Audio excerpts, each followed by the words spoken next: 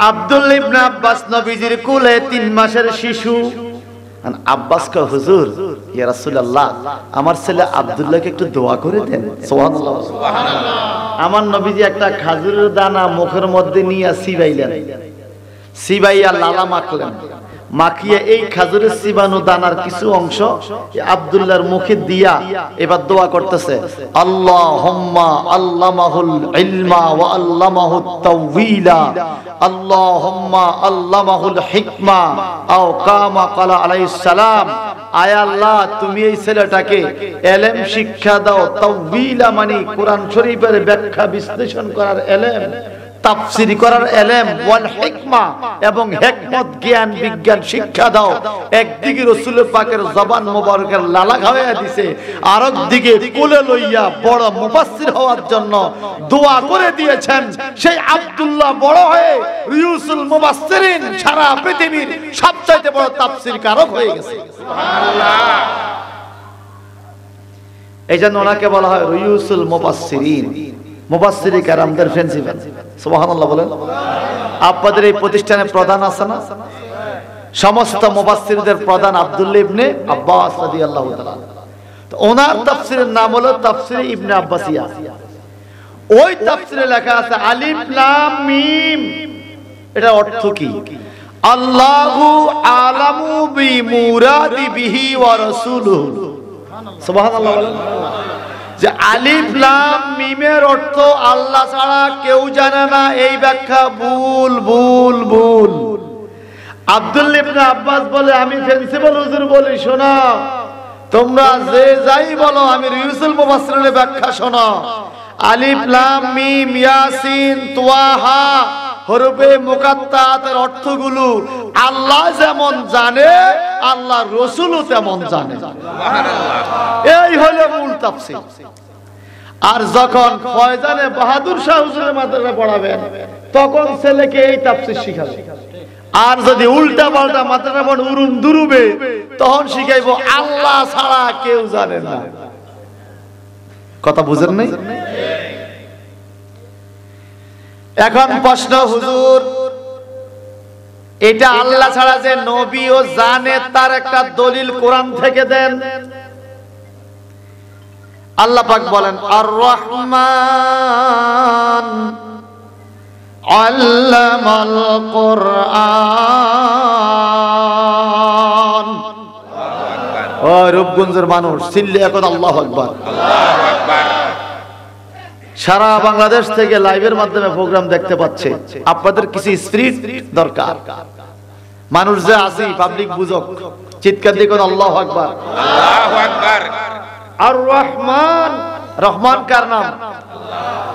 আল্লাহ বলে আল্লামাল কোরআন, আল্লাহ তার হাবিবকে কোরআন শিখাইছে। এবার আপনারা বলেন, আলিফ লাম মিম কোরআন কিনা? কথা বলেন। ইয়াসিন কোরআন কিনা? সাদ কাফ এগুলো কোরআন কিনা? যে হরফ মুকাত্তাত গুলো আছে এগুলো কোরআন। আল্লাহ বলে পুরা কোরআন শিখাইছে। আল্লাহ তো বলে নাই যে উইদাউট আলিফ লাম মিম, যে আমি আলিফ লাম মিম ছাড়া পুরা কোরআন শিখাইছি। আল্লাহ বলে পুরা কোরআন আমি নবীকে শিখাইছি। বুঝা গেল আলিফ লাম মিমের মর্ম আল্লাহ জানে, নবী জানে। তো ব্যাখ্যাকারীরা বলেছেন বন্ধুর সাথে বন্ধুর প্রেমের আলাপের কিছু সংকেত থাকে। সুবহানাল্লাহ। যেমন আজকের মাহফিলের সালাউদ্দিন সাহেব, আমি যদি পত্র লিখি মাই ডিয়ার এস, এস দ্বারা সালাউদ্দিন, সালাউদ্দিন সাহেব পাইয়া বুঝবে এস দ্বারা আমার নাম, এটা আমার চিঠি।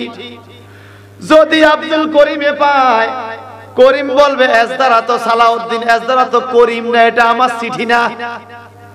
বন্ধুর সংকেত বন্ধু বুঝে, বন্ধু ছাড়া কেউ বুঝে না।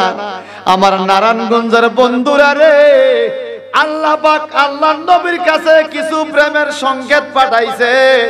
আলিফ লাম মিম ইয়াসিন তাহা কাফ সাদ, এগুলো একমাত্র যেই বন্ধু পাঠাইছে ওই বন্ধু জানে। আর যেই বন্ধুর কাছে পাঠাইছে এই বন্ধু জানে প্রেমের আলাপের ব্যাখ্যা কি হইতে পারে, আর কেউ জানে না। আল্লাহু আকবার বলে। সেই বন্ধু আল্লাহর বন্ধু মুহাম্মাদুর রাসূলুল্লাহ। সকলে বলেন সাল্লাল্লাহু। উনি অনেক কষ্ট করে পাহাড়ের উপরে উঠলেন। পাহাড়টা হলো মাটির পাহাড়, পাথরের পাহাড়।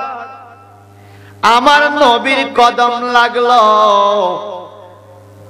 ধ্যানে মগ্ন রইলেন। জিবরাইল আমিন মানুষের শুরুতে ওই পাহাড়ের গুহার ভিতরে আইসা আল্লাহর হাবিবকে জড়াইয়া ধরলেন বুকের সাথে। জড়াইয়া ধরে বলে ইকরা, সুবহানাল্লাহ। কি বলে? ইকরা। ভালো করে শোনেন, পৃথিবীর এমন কোন কিতাব নেই যেই কিতাবে লেখা আছে যে ইকরা পড়ো। কোরআনুল কারীমের প্রথম শব্দ পড়ো, ইকরা পড়ো। এজন্য যতই পড়িবে ততই শিখিবে। সুবহানাল্লাহ বলেন। আমার আল্লাহ জিবরাইল আমিনরে বলে, আপনি যে বলেন জিবরাইল আমার নবীকে জড়ায়া ধরে বলেন পড়ো। সুবহানাল্লাহ। এই আয়াতে কারিমার তাফসীর যদি পড়ি, জগৎ বিখ্যাত কিতাব বুখারী শরীফে কিতাবুত তাফসীর নামক অধ্যায় আছে বাজান। ওই ব্যাখ্যার মধ্যে পাবেন আমার নবী পড়ে না, বরং নবী বলে আনা মা বেকারি, আমি পড়নেওয়ালা নই, আমি কারি সব নই। সুবহানাল্লাহ। জিবরাইল আমিন আবার নবীকে জড়া বলে ইকরা, পড়ুন। আমার নবী এইবার আমি কারি সব না। এইভাবে তিনবার জিবরাইল ফেরেশতা আল্লাহর নবীকে জড়া ধরে বলে পড়ুন। আমার নবী বলে আমি কারি সব নয়। সুবহানাল্লাহ বলেন। এখন এইবার জিবরাইল আমিন বলে আমি তো আপনাকে পড়াই না, ইকরা বিইসমি রাব্বিক। সুবহানাল্লাহ। সুবহানাল্লাহ। আপনার প্রতিপালকের নামে আপনি পড়েন। আল্লাযী খালাক, যিনি আপনাকে সৃষ্টি করেছেন, ওই মালিকের নামে আপনি পড়েন। জবানটা বড় করে কেন আল্লাহু আকবার। এখন নবীজি তিনবার বলছেন আমি পড়ি না, আমি পড়ি না, আমি পড়ি না। খুব খেয়াল করেন, আমি পড়ি না আর আমি পড়তে জানি না, এই কথার মধ্যে বেশ কম আসেনি?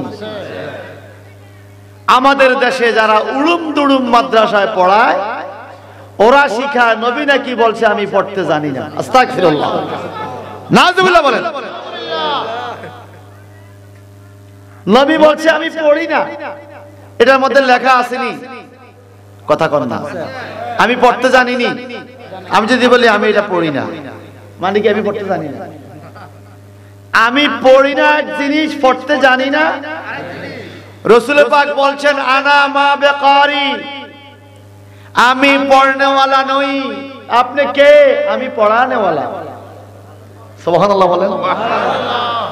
আমি পড়ি না তো আমি পড়াই। জিবরাইল তুমি কেন বারবার আমাকে বলতেছো পড়তে? তুমি কে? কানা খাদেমুকা, নবী আমি তো আপনার খাদেম। তো খাদেমের কাছে কি মালিক পড়ে? সুবহানাল্লাহ বলেন। খাদেমের কাছে কি মালিক পড়ে? আমরা দুরুদে তাজের মধ্যে পড়েছি ওয়া জিবরিলু খাদেমুহু, জিবরাইল ফেরেশতা নবীজির খাদেম।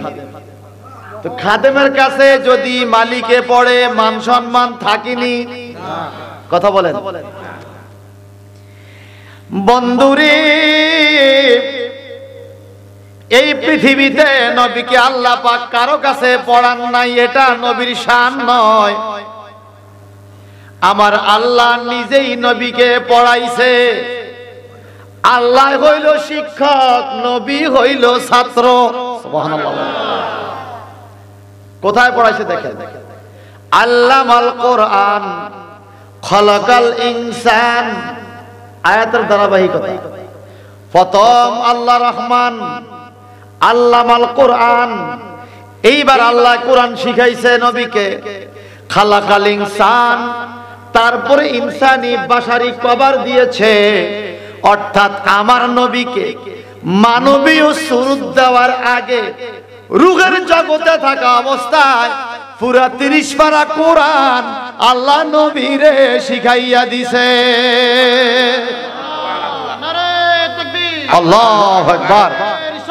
ইয়া রাসূলুল্লাহ বাইতে রাসূল বাইতে খুদা জিন্দাবাদ জিন্দাবাদ ময়দানে বাহাদুর শাহ আইডিয়াল মাদ্রাসা জিন্দাবাদ জিন্দাবাদ আল্লামা মুফতি আবুল হাশেম শাহ মিয়াজি সাহেব জিন্দাবাদ জিন্দাবাদ। এখন আমার নবী কি বলে দেখেন, এখন কোরআন শরীফের আয়াতের তাফসীর, নবীজির হাদিস।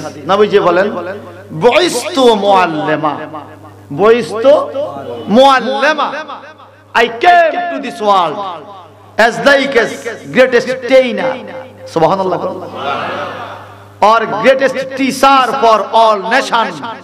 এই পৃথিবীতে আমি সমস্ত জাতির জন্য সর্বশ্রেষ্ঠ প্রশিক্ষক, ট্রেইনার, শিক্ষক স্বরূপ নাজিল হয়েছি। সুবহানাল্লাহ। বস্তু আমি আগমন করেছি, নাজিল হয়েছি, প্রেরিত হইয়াছি। মুআল্লিমা, মুআল্লিম মানে ট্রেইনার। অনেকে বলে শিক্ষক, এখানে হবে ট্রেইনার। মনে রাখবেন, যেমন আমরা যারা মাদ্রাসায় পড়ে আমাদের ট্রেনিং শুরু হবে 18 তারিখে, যারা শিক্ষা প্রতিষ্ঠানে আছেন। আমরা শিক্ষক, আবার আমাদেরকে ট্রেনিং দেওয়ার মতো প্রশিক্ষক আছে। প্রশিক্ষকরা শুধু শিক্ষক না, ওনারা ট্রেইনার। ওনারা শিক্ষক হইয়া পরে আবার ট্রেইনার হইছে। আল্লাহর হাবিব বলেন আমি মুআল্লিম, মুদাররিস নয়। মুদাররিস বলে মুআল্লিম বলছে। মাল ফারকু বাইনাল মুআল্লিম ওয়াল মুদাররিস, খুব খেয়াল করবেন। What difference between trainer and teacher? শিক্ষক আর প্রশিক্ষকের মধ্যে বেশ কম আছে। মুআল্লিম আর মুদাররিসের মধ্যে বেশ কম আছে। মুদাররিস পড়ায়, মুআল্লিম শুধু পড়ায় না, মুআল্লিম পড়ায়ও এবং পড়াইবার সিস্টেম বাতাইয়া দেয়। সুবহানাল্লাহ। এইজন্য শিক্ষকদের ট্রেনিং দেয়, ট্রেইনার। বলেন হজ কিভাবে করতে হবে আমার নবী শিখাইছে কিনা? কিভাবে তাওয়াফ করতে হবে, কিভাবে সাই করতে হবে, কিভাবে সাফা মারওয়া সাই করতে হবে, কিভাবে জমজম কুয়ার পানি খেতে হবে, কিভাবে আপনি পাথরে চুমা দিতে হবে, কিভাবে জামরায় পাথর মারতে হবে শয়তানকে, কিভাবে মক্কা মদিনা জিয়ারত করতে হবে, কিভাবে নামাজ পড়তে হবে, কিভাবে রোজা রাখতে হবে, নবী এর ট্রেনিং গুলো দিছি কিনা বলেন? এই জন্য আমার নবী ট্রেইনার, মুআল্লিম, শিক্ষকেরও শিক্ষক। অথচ আমার দেশের কিছু মুলি সাহেব, মৌলবী সাহেব নয়, মুলি সাহেব। মৌলবী এক জিনিস, মুলি সাহেব আর এক। মৌলবী সাহেব বড় উঁচু কথা, বড় আল্লাহওয়ালা, আর মুলি সাহেব তো আমার দেশের বাঁশ মুলি, যেগুলোকে বলে আমরা মুলি বাঁশ। আমার দেশে কিছু মুলি সাহেব বলেছে আমার নবী নাকি অশিক্ষিত। চিন্তা করা যায়।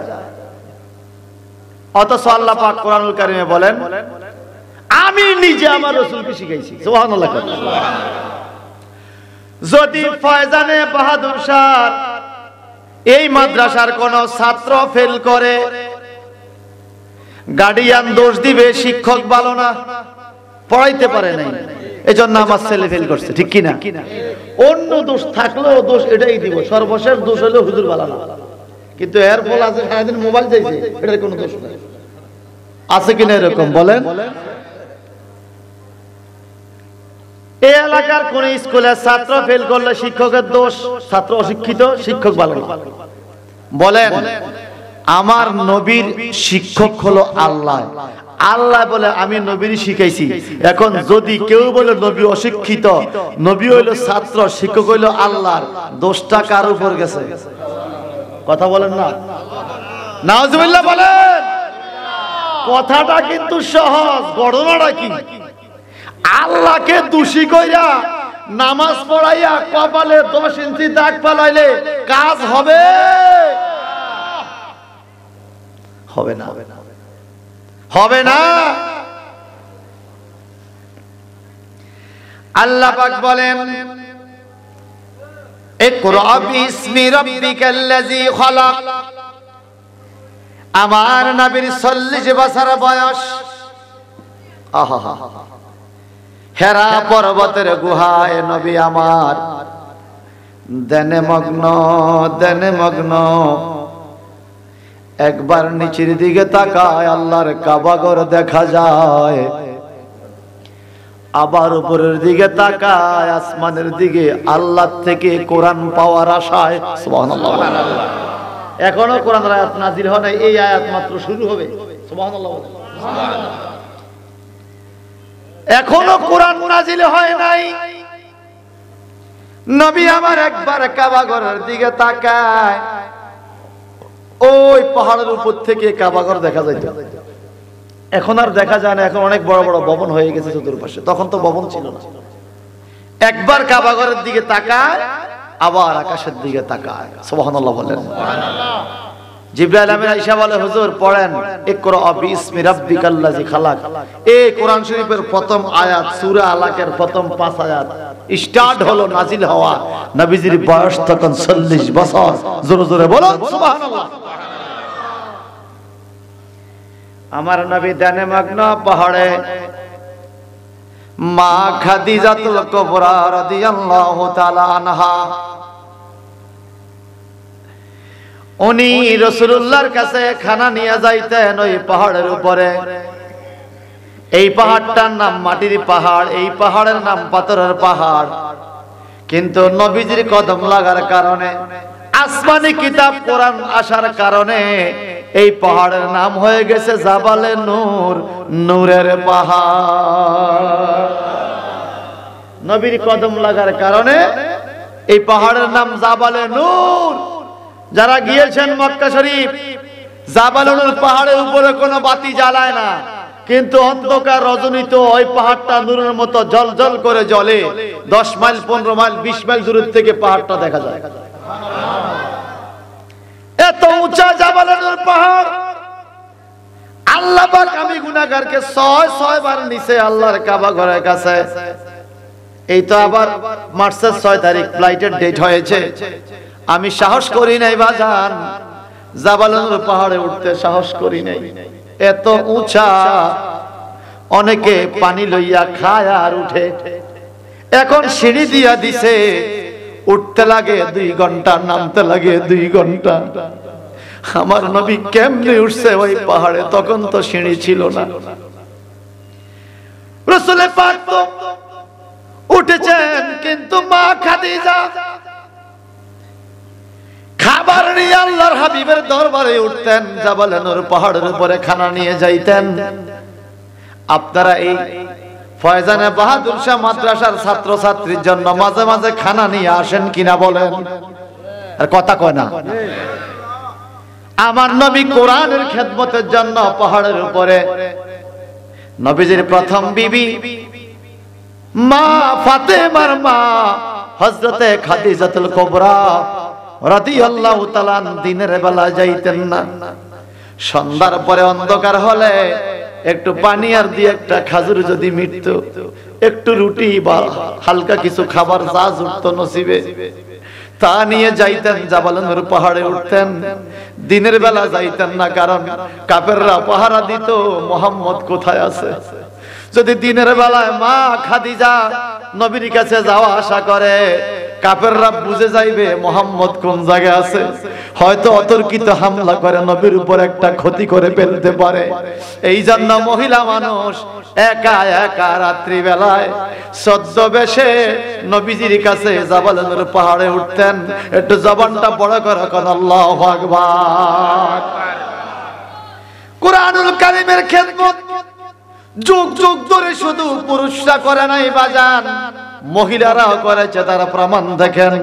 হযরতে খাদিজাতুল কুবরা রাদিয়াল্লাহু তাআলা আনহা খাবার নিয়ে উঠতেন জাবালে নূর পাহাড়ে। উঠতে উঠতে উঠতে উঠতে একদিন একটা ঘটনা ঘটে গেল।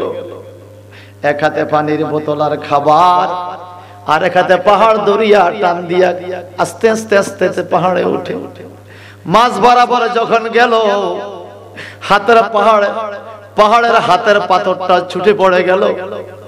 মা খাদিজাতুল কুবরা হাত পাও ছুটে গড়াইতে গড়াইতে পাহাড়ের মাঝখান থেকে গড়াইয়া গড়াইয়া মাটিতে আইসা পড়ে গেছে, রক্তাক্ত হয়ে গেল, পাথরের আঘাতে শরীর। কোরআন কি জিনিস বাজান? কোরআন শিখলে কেন মানুষ এত দামি হয়? এই কোরআন আগমনের ঘটনা বড় মর্মান্তিক বাজান। হযরতে খাদিজাতুল কুবরা এইভাবে গড়াইতেছে, পড়তেছে, তবু হাতের খাবার ছাড়ে না, কারণ কোরআনের মালিক নবীজিকে এই পানিটুকু খাওয়াইতে হবে। উনি আবার নিচের থেকে উঠলেন, উপরে যাইয়া দেখে নবী আমার কাবার দিকে পীরা সেজদা দিয়া কান্দে, একবার কাবার দিকে, আবার আকাশের দিকে, আবার সেজদায়। ওই গুহার ভিতরে কতগুলো মশা মাছি চতুর্দিকে ঘুরে গুহার পাথরে বসে। মা খাদিজা বলে, আমি তাকাইয়া দেখলাম রে, একটা মশা একটা মাছিও রাসূলুল্লাহর দেহ মোবারকে বসে না। ডানে বামে ঘুরে নবীর দেহ মোবারকে মশা বসে না। আল্লাহর হাবিবের দেহ মোবারকের শান কত বলেন? আমাদের শরীরে মশা বসে কিনা? আমরা কি বসলে টের পাই না? মশা বসলে টের পাই না। মশার বৈশা ওর সুইটা ঢুকাইয়া পুরা রক্ত টানিয়া ফ্যাটটা ফুলাইয়া যখন উড়ার সময় হয়, সুই যখন বাইর করে তখন টের পাই। থাপ্পড় দিলে রক্তটি সব মশাটা গলে। কথা বলেন ঠিক কিনা? আল্লাহর হাবিবের দেহ মোবারকে মশা বসতই না। সুবহানাল্লাহ বলেন। মা খাদিজাতুল কুবরা অবেক্ষমান আল্লাহর নবী সেজদা থেকে মাথা উঠাইলেন, উঠাইয়া বলে, খাদিজা আপনি? গালের মধ্যে রক্ত, হাতে রক্ত, শরীরে বালু, এলোমেলো কেশ।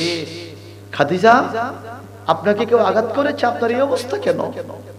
রাসূলুল্লাহ পাক মা খাদিজাকে বড় সম্মান আদর করতেন, তার কারণ আল্লাহর হাবিবের চাচা আবু তালিব ইন্তেকালের পরে, দাদা ইন্তেকালের পরে রাসূলুল্লাহকে সমস্ত সম্পত্তি দিয়ে ইসলাম প্রচারে সাহায্য করছে যেই নারী, তিনি হলেন খাদিজাতুল কুবরা। আমার নবীজি পৃথিবীতে বেশি কেঁদেছে খাদিজাতুল কুবরা ইন্তেকালের সময়, এমন কাঁদা কেঁদেছে। আল্লাহর হাবিব খাদিজার অবস্থা দেখে নবী অশ্রুসিক্ত নিয়ে বলে, খাদিজা গো, তোমাকে কে মেরেছে বলো? বলে, ইয়া রাসূলুল্লাহ, কে আমাকে মারবে? কেউ মারে নাই। বলে, কি হয়েছে? বলে, আমি যখন পাহাড় বায়া বায়া উঠতেছিলাম, আমার হাতের থেকে পাথর পশকে পড়ে গেছে, আমি খাদিজা গড়াইয়া গড়াইয়া নিচে পড়ে গেছি। এই গড়াইয়া পড়ার টাইমে পাথরের আঘাতে আমার গালের চামড়া ক্ষত বিক্ষত হয়েছে, রক্তাক্ত হয়ে গিয়েছি। নবী গো, নেন আপনার খাবার। আমি রক্তাক্ত হয়েছি, গড়াইছি পাহাড়ের পাদদেশে, তবুও রহমতাল লিল আলামিনের খাবারটুকু হাতের থেকে পড়তে দেই নাই।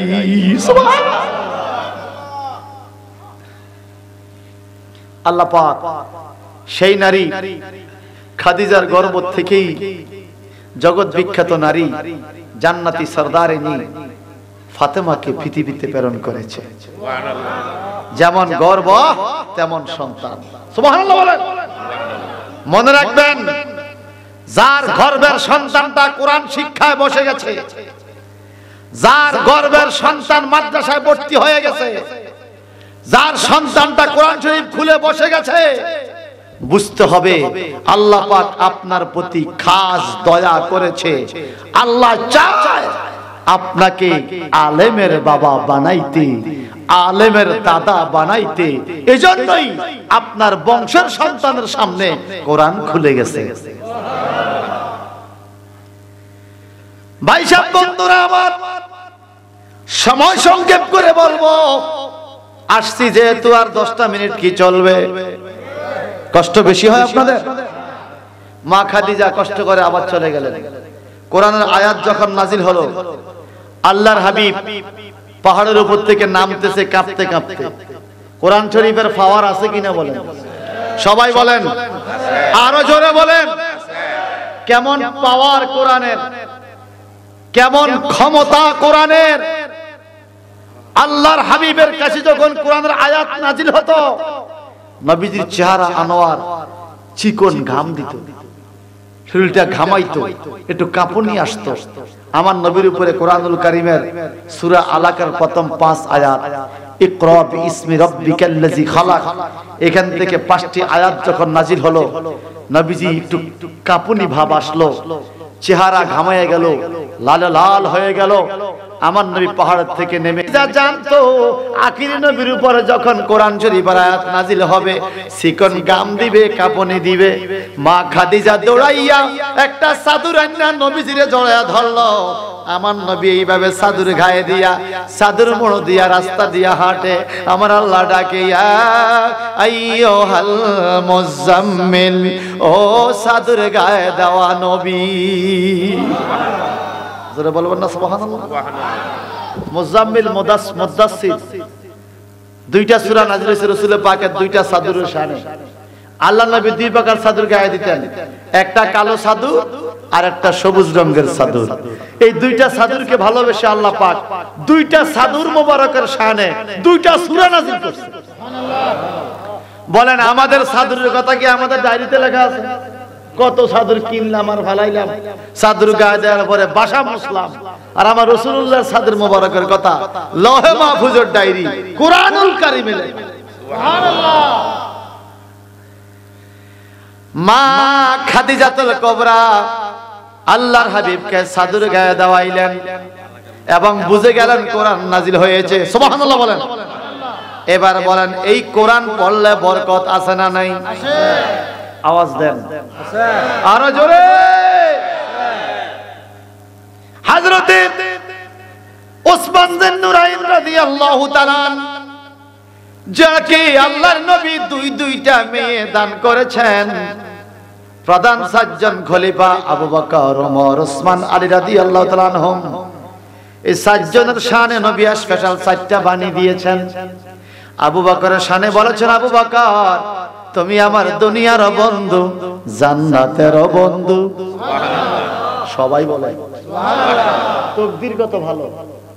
আর ওমর ফারুকের শানে বলেছেন, ওমর আনা খাতামান নবী লা নবিয়্যা বাদি, আমি তো শেষ নবী, আমার পরে আর কোন নবী আসবে না। যদি আমার পরে কেউ নবী হইতো রে ওমর, সে নবীটা তুমি ওমর হইতা। সুবহানাল্লাহ। আর ওসমান বিন নুরাইনের শানে বলেছেন, ওসমান ও আমি তোমাকে দুইটা মেয়ে দান করেছি, যদি আমার আরেকটা মাইয়া থাকতো ওই মাইয়াটাও তোমার সাথে বিয়া দিতাম। জামাই হিসাবে ওসমানকে নবী এত পছন্দ করেছে। সুবহানাল্লাহ। আমাদের দেশে কি এক বাপে এক জামাইয়ের কাছে 2 মাইয়া 3 মাইয়া দেয়? খুব কম। মেয়ে একটা দিয়ে তো বাপে তোবা করে, জামাই যে আচরণ দেয়।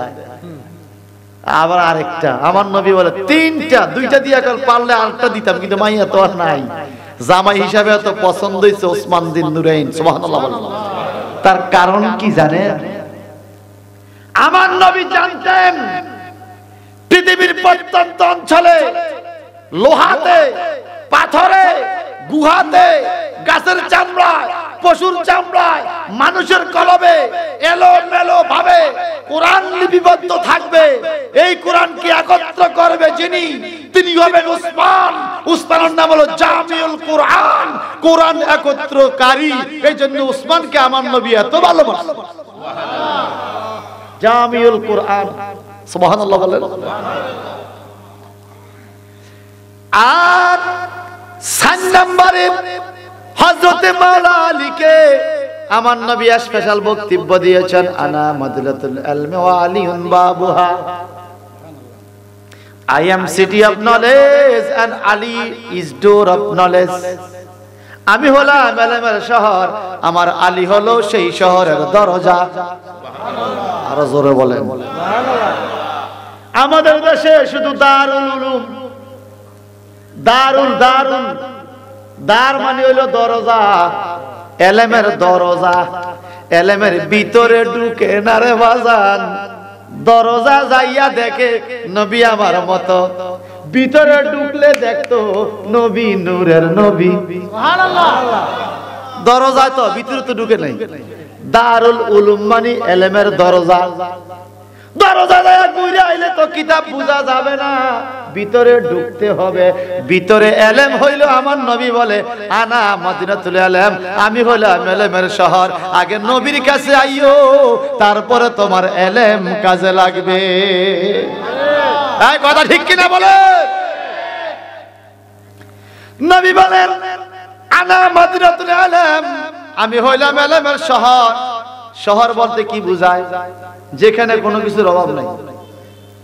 যেমন ঢাকা ইউনিভার্সিটিতে যান, হাজার হাজার শিক্ষক আছে, বাংলা ডিপার্টমেন্ট আলাদা, প্রধান একজন, আবার প্রফেসর অধ্যাপক আলাদা, ইংরেজি ডিপার্টমেন্ট আলাদা, গণিতের ডিপার্টমেন্ট আলাদা, আছে না? এইভাবে এক এক বিষয়ের এক একটা ভবন আলাদা আলাদা ডিপার্টমেন্ট, আলাদা আলাদা প্রধান আছে।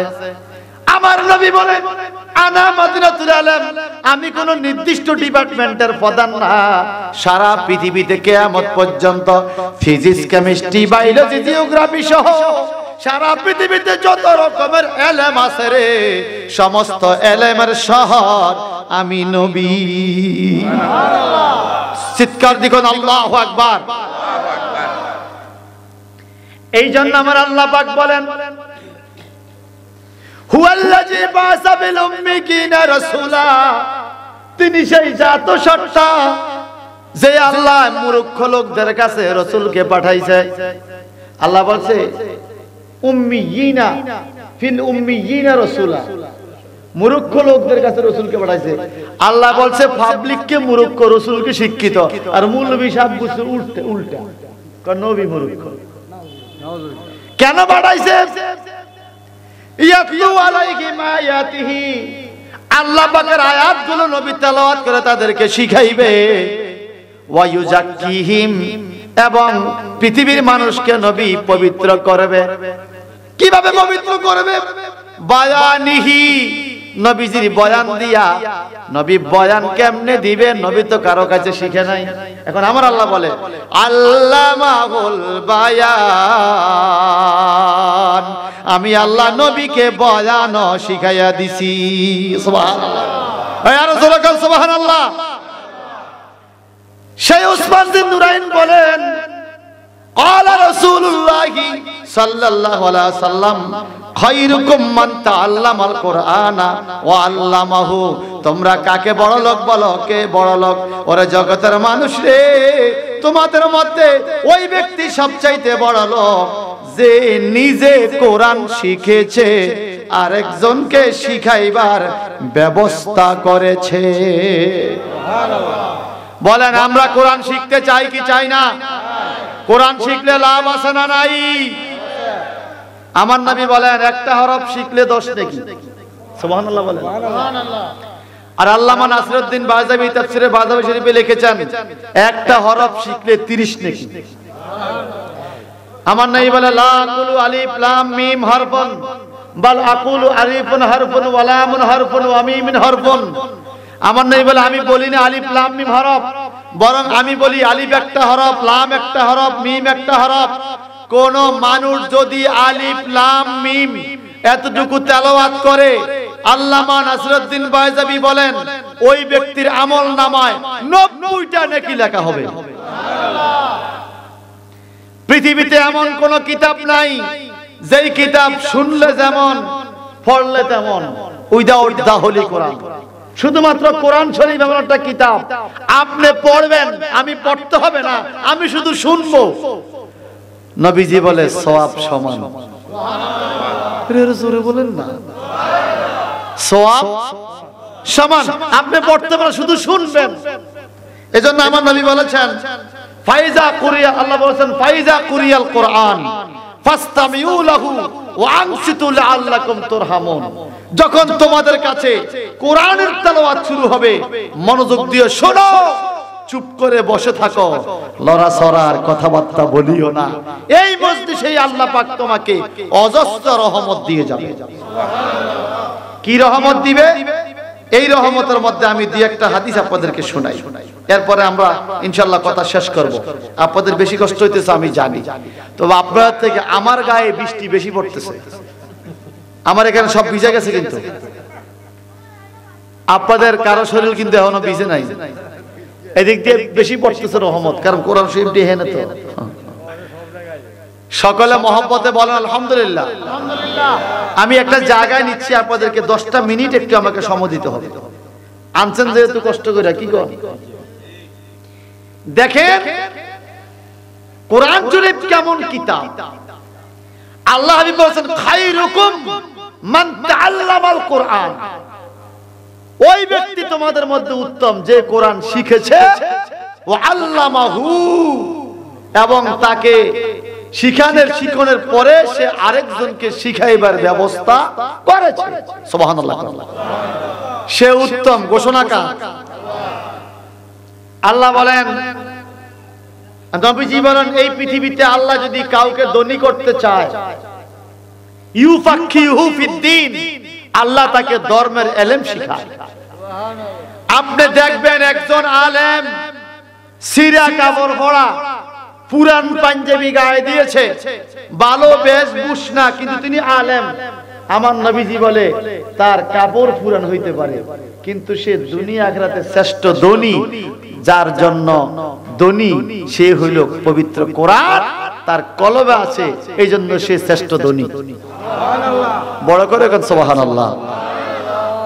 দেখুন আমি একটা হাদিস আপনাদেরকে শোনাই। وعن أبي هريرة رضي الله تعالى عنه قال قال رسول الله صلى الله عليه وسلم من سلك طريقا يلتمس فيه علما سهل الله له به طريقا إلى الجنة سبحان الله। এরে নারায়ণগঞ্জের বন্ধুরা, যারা বিদলগঞ্জ এলাকায় মাদ্রাসার জন্য জায়গা দিয়েছো, মাদ্রাসার জন্য টিন দিয়েছো, মাদ্রাসার দিকে রহমতের নজর দিয়েছো, কপাল কত ভালো, ভালো করে শোনেন। আমার নবীজি বলেন, ও জগতের মানুষে, মুসলিম শরীফের হাদিস, নবীজি বলেন মান সালাকা তরিকা, যেই ব্যক্তি ইলম শিখার জন্য রাস্তা তৈরি করে দিবে, মাদ্রাসা প্রতিষ্ঠা করে দিবে, সাকালাল্লাহু লাহু বিহি তারিকা ইলাল জান্নাহ, এদিকে মাদ্রাসা যত সুন্দর করবে আল্লাহ পাক তার জন্য জান্নাতের রাস্তা তত সহজ করবে। এই জোরে বলেন সুবহানাল্লাহ। এদিকে মাদ্রাসার কাজ চলবে, ওদিকে আপনার জন্য জান্নাতের রাস্তার কার্পেটিং চলবে। আমরা জান্নাত চাই কি চাই না? জোরে বলেন, জোরে বলেন। প্রক্ষান্তরে নবীজি বলেন ওয়ামাস্তামা কাউমুন ফি বাইতি মিন বুয়ুতিল্লাহ ইয়াতলুনা কিতাবাল্লাহ। আল্লাহ পাক বলেন ওই ঘর সমূহের মধ্যে মানুষকে একত্রিত করে যারা আল্লাহর কিতাব তেলাওয়াত করে রে। বলেন এই মাদ্রাসায় কোরআনের ইলম শেখানো হয় কি হয় না? আমার আল্লাহ বলেন, আল্লাহ নবী বলেন ইল্লা নাযালাত আলাইহিমুস সাকিনাহ, যখন ছাত্ররা মাদ্রাসায় আসমানি কিতাব তেলাওয়াত শুরু করে তখন এই মাদ্রাসা দেনেওয়ালাদের ঘরে ঘরে রহমত আসতে থাকে। সুবহানাল্লাহ। আলাইহিম বলেছে, আলাইহিমিস সাকিনাহ। আমরা শান্তি চাই কি চাই না? এই ফিতলগঞ্জ এলাকায় ঘরে ঘরে আল্লাহ শান্তি আসুক, চাই কি চাই না? তাহলে এই মাদ্রাসার দিকে নজর দিতে হবে। নবী বলছে শান্তি আসবে। আর কি? ওয়া খাশিয়াতুহুমুর রাহমা, এই বেদলগঞ্জ এলাকার চতুর্দিকে এই মাদ্রাসার বরকতে আল্লাহর রহমত আইসা আপনাদেরকে আল্লাহ রহমতের চাদরে ঢাকিয়ে রাখবে। আর জোরে কোন সুবহানাল্লাহ। ওয়া হাব্বাতুহুমুল মালায়েকা, আল্লাহর কিতাব যখন পড়া হয় রে, যাদের কারণে এই কিতাব পড়ার ব্যবস্থা করা হইল, যাদের কারণে মাদ্রাসা প্রতিষ্ঠা হইল, আল্লাহ পাক বলে তাদের কাছে আল্লাহর রহমতের ফেরেশতা নাজিল হইয়া তাদের উন্নতির জন্য আল্লাহর কাছে প্রার্থনা করে। তাহলে বরকত আছে কিনা? যেমন আমি একটা উদাহরণ দেই। হযরত ঈসা আলাইহিস সালাম আল্লাহর নবী, ইনজিল কিতাবের মালিক, উনি একদিন রওনা হলেন একটা রাস্তা দিয়ে। যাওয়ার টাইমে দেখতেছেন রাস্তার পাশে একটা কবরস্থান। ওই কবরের ভিতরে একটা কবরে দাউ দাউ দাউ দাউ করে আগুন জ্বলে। আমরা কি কবরের আযাব দেখি? সবাই তো আর মাওলানা ফয়জুদ্দিনের মতো আবাসা হুজুরের এত পাগল গোলাম না যে কবরের তাজা লাশ থাকবে কত বছর পরে? 17 বছর পরে, 18 বছর। এটা কি এদিকে কাছাকাছি নাকি? মাওলানা ফয়জুদ্দিন না ফয়জুদ্দিন রহমতুল্লাহ আলাইহি আবদ শাহ আল মাদানির খুব কাছের মুরিদ ছিলেন। ওনার ইন্তেকালের 18 বছর পরে ওনার দেহটাকে তাজা পাওয়া গেছে, কারণ উনি যেইভাবে কোরআন মানার কথা বলেছে সেইভাবে পীর ও মুর্শিদের কথা মেনে আমল করেছে। সুবহানাল্লাহ বলেন। আমার ভাইয়েরা, ঈসা রুহুল্লাহ দেখতেছে কবরের ভিতরে আযাব। উনি হাত তুলছে, আল্লাহ তুমি এই কবরবাসীকে মাফ করে দাও। সুবহানাল্লাহ বলেন। নবীদের দোয়া কবুল হয় কি হয় না? ঈসা আলাইহিস সালামের দোয়া কবুল হইতো, কিন্তু ওই দিন কবুল হয় না। ঈসা আলাইহিস সালাম যা চাইতো আল্লাহ তাই দিত, ওই কবরের পারে দোয়া কবুল হচ্ছে না। আল্লাহ বলে, ঈসা রে, ও ঈসা রুহুল্লাহ, তোমার দোয়া কবুল করা হবে না। ঈসা রুহুল্লাহ বলে, মাওলা আমি যদি এই হাত দ্বারা মরা মানুষে মোসা দেই জিন্দা হইয়া যায়, আমি কবরের পাশে যায় কুম বিইজনিল্লাহ বললে মুদ্দার উইটা আমার পিছে পিছে দৌড় দেয়। সুবহানাল্লাহ। আপনাদের ফিতুলগঞ্জ এলাকায় যদি ইমাম সাহেব হুজুর কবরে পড়ে গেলে আসসালামু আলাইকুম ইয়া আহলাল কবর বলে, যদি কবরের ভিতর থেকে আওয়াজ আসে ওয়া আলাইকুম সালাম, ইমাম সাহেব থাকবো না আর কইবো শ্বাস থেকে এই এলাকায় ইমামতির কাম নাই, আমি যাইগা। যে এলাকা কবরের ভিতর থেকে আওয়াজ আসে আর ঈসা আলাইহিস সালাম ডাক দিলে কবরবাসী উঠা পিছে পিছে দৌড় দিত। বড় করে বলেন সুবহানাল্লাহ। সেই ব্যক্তির দোয়া আল্লাহ কবুল করে না। 3 দিন পরে, কয়দিন? ঈসা আলাইহিস সালাম এই এলাকা দিয়ে আবার রওনা হলেন। দেখেন আল্লাহর কিতাব পড়লে কি হয়। 3 দিন পরে এই এলাকা দিয়ে ঈসা আলাইহিস সালাম আবার রওনা হইলেন। আজকে দেখে কবরের ভিতরে নূরের বাতি জ্বলে, ওই লোকটা খুব খুশি, সামনে জান্নাতি খাবার। কয়দিন পরে? সবাই বলেন না। ঈসা আলাইহিস সালাম খুশি হয়ে গেল, আল্লাহ তোমাকে ধন্যবাদ, তুমি আমার দোয়ার উসিলায় মনে তারে মাফ করে দিছো। আল্লাহ বলে, ঈসা তোমার দোয়া দিয়া সে এটা পায় নাই। সুবহানাল্লাহ বলেন। বলে, মাওলা রে, আমার চাইতে বড় দোয়াগির আবার কে আছে এই দুনিয়া এখন? তখন আল্লাহ বলে, ওরে ঈসা রুহুল্লাহ, এই লোকটার ভাগ্যটা বড় ভালো। এই লোকটা যখন কবরে গেছে অনেক গুনাহ লইয়া কবরে গেছে, তার পাপের কারণে তাকে কবরে আযাব দিছি। এই লোকটা কবরে আসছে 5 বছর হইছে, কিন্তু তার ভাগ্য ভালো, যখন সে কবর জগতের দিকে যাচ্ছে তখন তার বিবির গর্ভে একটা সন্তান ছিল। সুবহানাল্লাহ। এই সন্তানটা প্রসব হইয়া আজকে 5 বছর পূর্ণ হইছে। তার বিবি যাত্রা কইরা সন্তানটারে মাদ্রাসায় ভর্তি করাইছে। হুজুরে তার সন্তানরে প্রথম সবক দিছে বিসমিল্লাহির রহমানির রহিম। তখন ফেরেশতারা, ওই যে ফেরেশতা নাজিল হয়, নাযালাত আলাইহিমুস সাকিনা ওয়া খাশিয়াতুহুমুর রাহমা ওয়া হাফাতুহুমুল মালায়েকা। ওই ফেরেশতা ডাইকা কয়, মাওলা রে, ও মাওলা, যেই ছেলের মুখ দিয়া তোমার রহমানের নাম বাইর হইল, আসমানি কিতাবের আয়াত বাইর হইল, ওই ছেলের বাপের কবরে কেমনে তুমি আযাব দিলা? আমরা ফরিয়াদ করি, এই নবজাতক শিশুর মুখ দিয়া কোরআনের আয়াত যখন বাইর হইয়া গেছে তখন তার বংশের আযাব তুমি মাফ কইরা দাও। ওরে ঈসা রুহুল্লাহ, তার ছেলে মাদ্রাসা যাইয়া ভর্তি হইয়া তেলাওয়াত শুরু করছে, সাথে সাথে আমি তার বাবার কবরে জান্নাতি খানা পৌঁছাইয়া দিছি। এবার আপনারা বলেন, ছেলে মাদ্রাসায় ভর্তি করাইলে লাভ আসেনি? নগদ না বাকি? জোরে বলেন। অনেকে মনে করে মাদ্রাসা পড়া মৌলবি কি হইব, কয়টা রুজি করব। আমার দিকে তাকান, আমি কোনো ভালো মৌলবি হিসাব হইতে পারি না। যা কদ্দুর শিখছি মা বাবার দোয়ায়, আল্লাহ সালাহ তো কথা কন না সালানি। আমার দুই ভাই সেনাবাহিনী, আমার বড় ভাই ছোট ভাই, আলহামদুলিল্লাহ আলহামদুলিল্লাহ। দুই ভাই সেনাবাহিনী ভালো র্যাঙ্কে আছে, কিন্তু আমি আছি এই অবস্থায়। আমার এক ভাই ফিজিয়ারে প্রেসিডেন্টের সাথে, এক ভাই প্রধানমন্ত্রীর সাথে। এখন ফিজিয়ারে থাকার কারণে সম্মান বাড়েনি, প্রধানমন্ত্রীর সাথে প্রেসিডেন্টের সাথে, আর আমি তো ওনাদের সাথে কাছেও যেতে পারিনি। তা আমার আব্বা আম্মায় আমাকে যখন টিভিতে দেখে, ডিশে ওয়াজ চলে, আব্বা আম্মা বলে আলহামদুলিল্লাহ আলহামদুলিল্লাহ আলহামদুলিল্লাহ আলহামদুলিল্লাহ, মারহাবা বলেন। কারণ হলো এইবার আসেন কুরতুবী শরীফে হাদিস,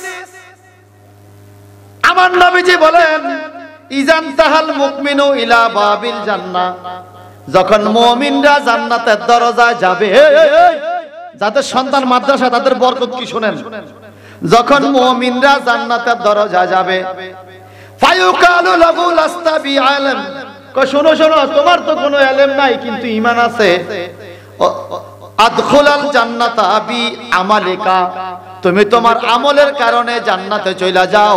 তুমি মুমিন, ইলম নাই কিন্তু আমল আছে। মূর্খ লোকেরা কি আমল করে না? যতটুকু জানে ততটুকু। তুমি তোমার আমল দ্বারা জান্নাতে যাও।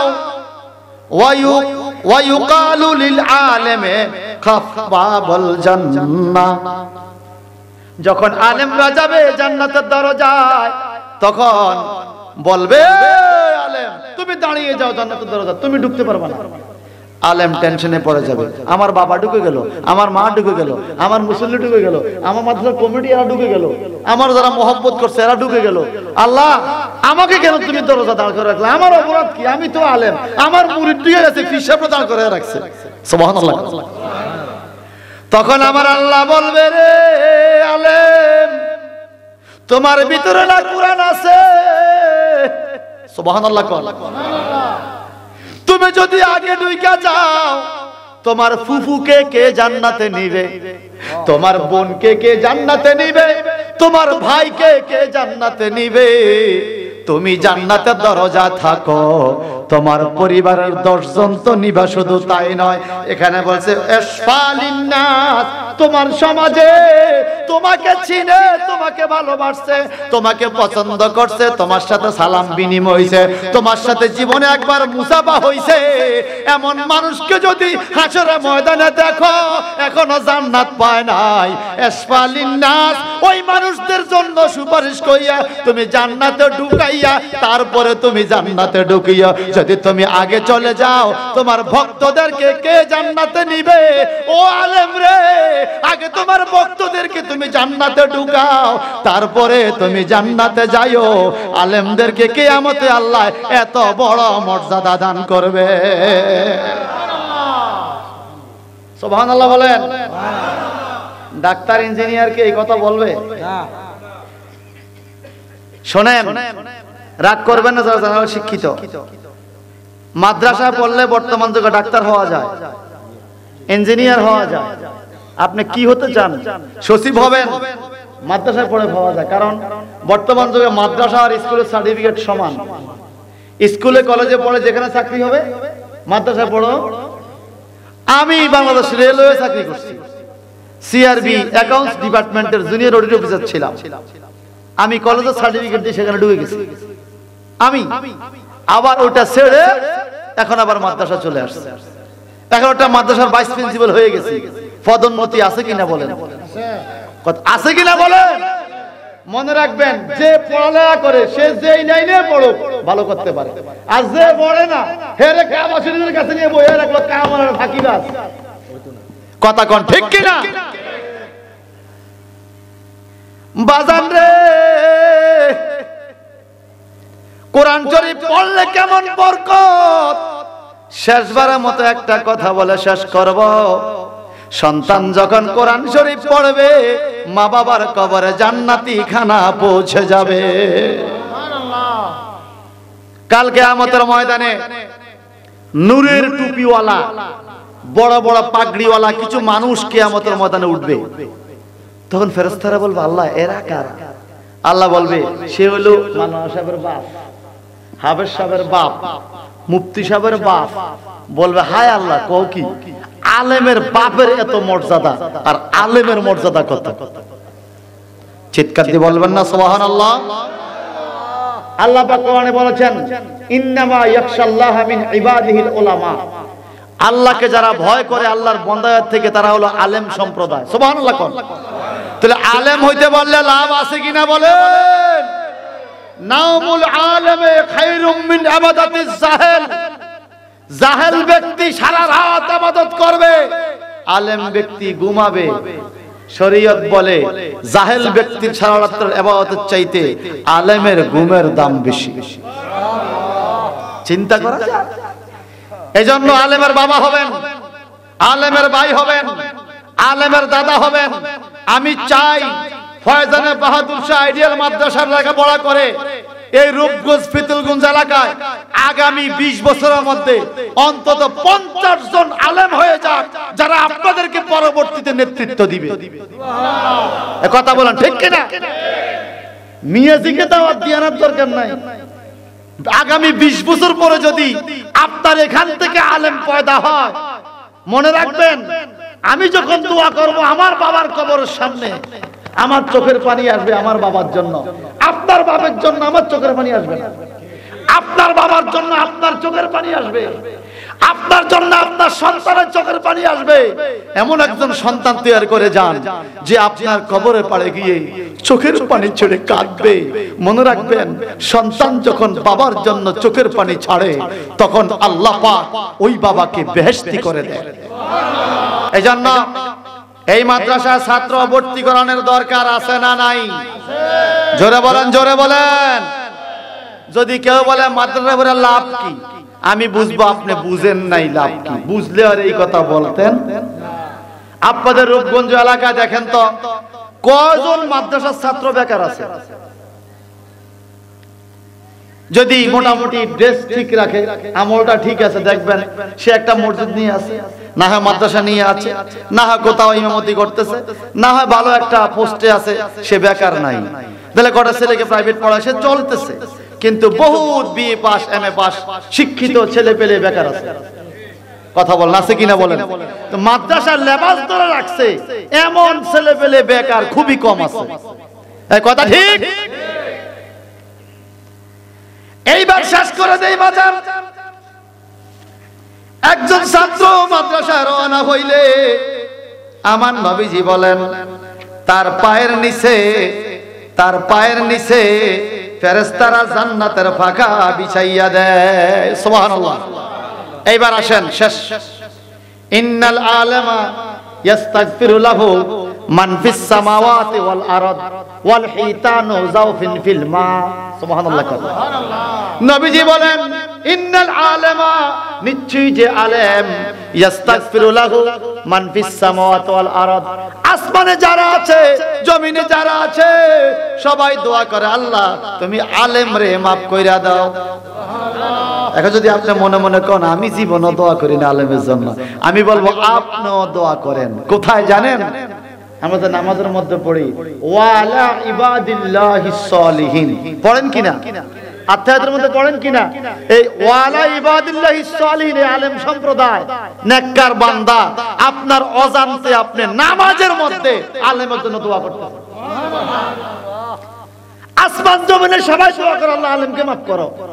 ওয়াল হিতানু যাওফিন বিল মা, এমন কি সাগরের পানির নিচে মৎস্য কেকড়া কীট পতঙ্গ গুলো পর্যন্ত বলে মাওলা রে তুমি আলেম রে মাফ কইরা দাও।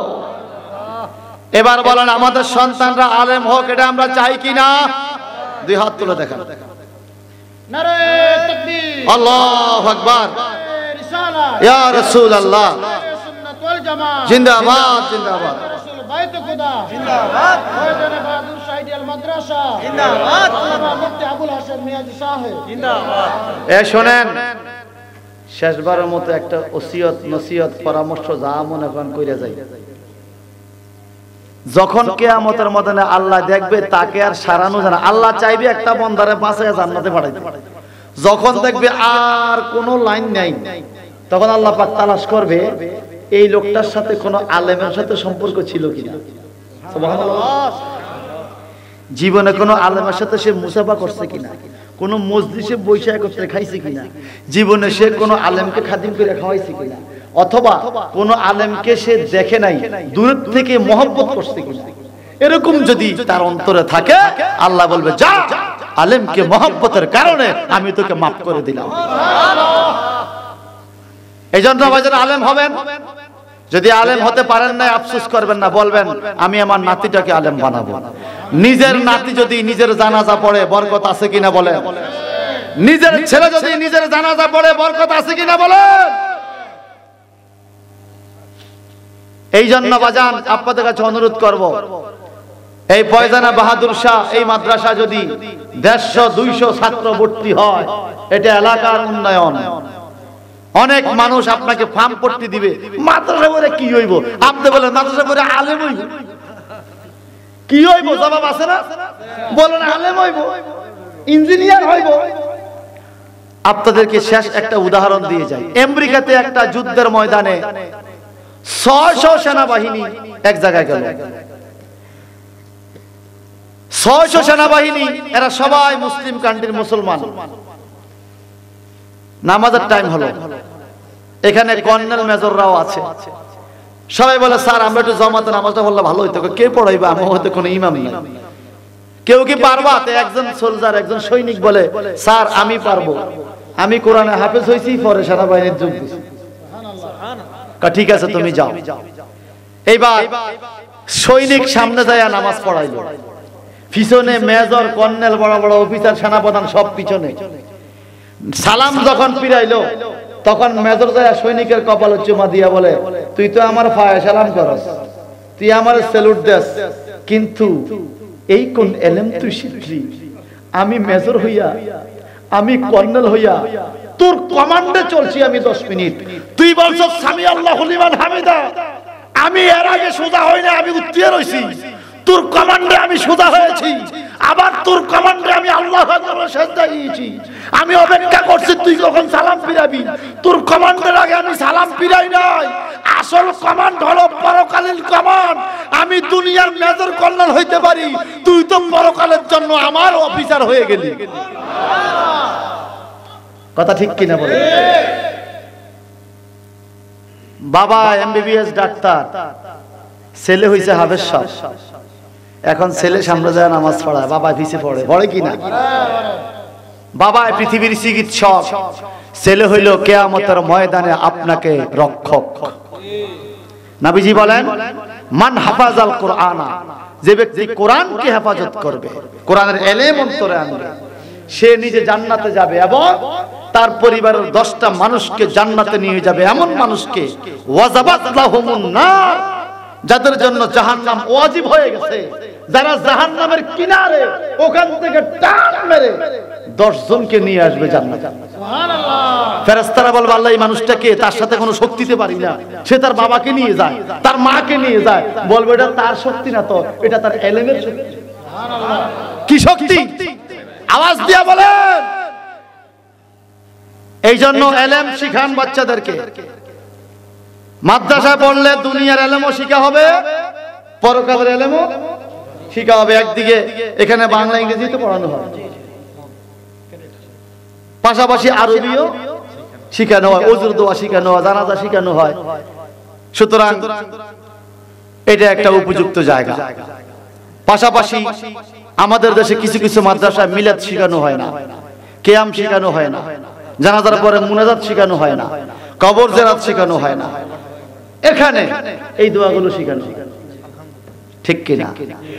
অনেক মাদ্রাসা গেলে বলবে যে নিয়ত দরকার নাই, দোয়া দরকার নাই, মুনাজাত নাই, বলে না? কিন্তু এখানে যেহেতু বাহাদুর শাহ হুজুরের নামে প্রতিষ্ঠা, আল্লাহর ওলি যেভাবে সন্তানগুলো এভাবে গড়ে উঠুক, এটা আমরা চাই কিনা বলেন? তাহলে বাজান, এখানে টাকা পয়সা দিয়ে আপনি যতটুকু করবেন তার চাইতে বেশি করতে পারবেন আপনার একটা বাচ্চাকে ভর্তি করাইয়া। এখন ভর্তির সিজন চলছে, ঠিক কিনা বলেন? ঠিক কিনা বলেন?